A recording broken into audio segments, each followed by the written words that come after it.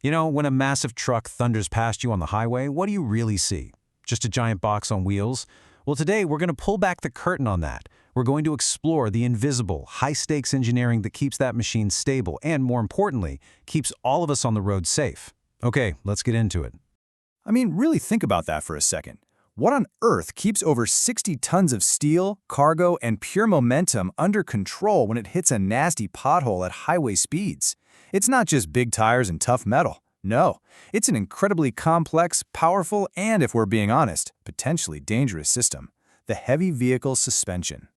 So, before a technician can even dream of touching a wrench, they have to be a master of the machine's fundamental design. This is square one for us, too, understanding the 5 basic blueprints that all heavy vehicle suspension systems are built on. And believe me, it is not a one-size-fits-all world. You've got the old-school, super-tough leaf spring systems, you've got modern air springs that can self-level, you have equalizer beams designed purely to spread massive loads. Then there are torsion bars which work by twisting. And now you've even got smart, sensor-driven, electronically controlled systems. A good tech doesn't just learn one. They have to be able to diagnose and fix problems on several of these totally different designs right from day one. Now, to get how any of these work, you have to get this one core idea. Picture this. You're holding a really heavy box. That box is the sprung mass. It's the truck's body and all its cargo. Your arms, they're the suspension.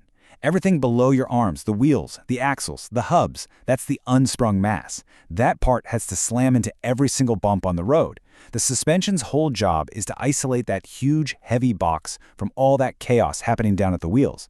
If you get that balance wrong, you get a bouncy, unstable mess, and that's how you lose control. All right, so the truck's in the shop. But before a single tool comes out of the box, the technician has to face a hidden and incredibly powerful giant. This is where things get really, really serious.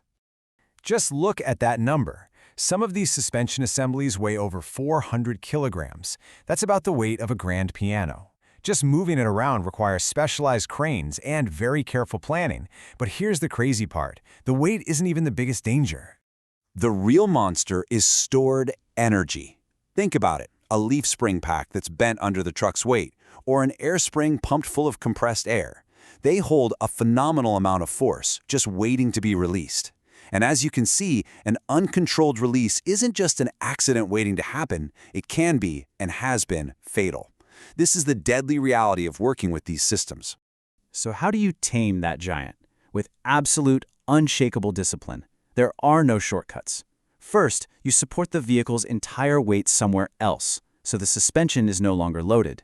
Second, you follow the exact procedure to safely, methodically release all that stored energy. Only then, once the danger is neutralized, do you bring in the right equipment to handle the physical weight. Period. Okay, the vehicle is secure, the energy has been tamed, the physical threat is managed. Now, the intellectual challenge begins. Diagnosing a problem isn't about kicking tires, it's a real investigation, guided by some core engineering principles. This might look super simple, but this one single measurement, the ride height, is like taking the system's pulse. Is the truck sitting just a few millimeters lower on one side? That could mean a spring is getting tired and weak. Or maybe there's a slow leak in an airline. It could even be a problem with how the cargo is loaded. It's the first major clue that tells the technician where to start digging. And that measurement can't be close enough. It has to be perfect. This is a game of precision. Technicians have to be fluent in what you could call suspension numeracy, the ability to measure angles in degrees and lengths in millimeters, to read super complex spec sheets, and to calculate tiny deviations. It's an absolutely essential skill, because without accurate data, you're not diagnosing, you're just guessing. And you can't guess with 60 tons of steel. Okay, so armed with those core principles, the technician now puts on their detective hat. They're going on a hunt, methodically searching for one specific fault among thousands of possibilities. Right? You can't just start taking things apart hoping you'll find it. The problem could be a hairline crack in one of the spring leaves. It could be a tiny, slow leak from an airbag that you can't even hear. It could be a rubber bushing that's worn out by just a few millimeters. So how in the world do you find that needle in a haystack without wasting hours, or worse, missing it completely? You use a strategy. This 6-point checklist is the roadmap. You start with a physical, hands-on inspection for obvious wear and tear, then you check the geometry, the axle alignment. You hunt for any fluid leaking from the dampers, what most of us call shock absorbers. You do pressure tests to find those invisible air leaks. You re-verify that critical ride height measurement. And finally, on the modern stuff, you plug in a computer to run tests on the control systems. It's a systematic process of elimination that narrows it down from anything to the one thing.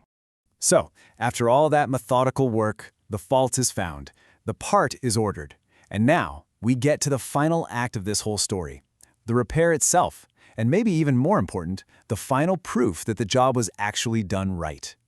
The old, faulty part is out. The shiny new one is in. All the bolts are torqued down to the exact specification. It looks perfect. Not even close. For a true professional, just replacing the part is barely half the job. The most important, most critical steps are actually still to come.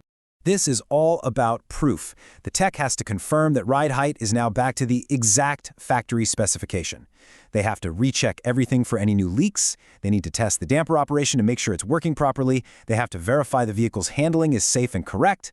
And last but not least, every single step gets documented. That's not just paperwork. That's the official record that says, this vehicle is safe. I stake my reputation on it. And why is all that final checking so important? Because think about it. An axle that's even slightly misaligned or a faulty air spring on a fully loaded rig can lead to a total loss of control at highway speed. This final, meticulous testing process is the last line of defense between a successful repair and a potential catastrophe on the road. So the next time one of these giants rolls past you on the highway, maybe you'll see something a little different. Not just the steel and the cargo, but that invisible web of engineering and the incredible skill, discipline, and knowledge of the technician who makes sure it all gets where it's going safely.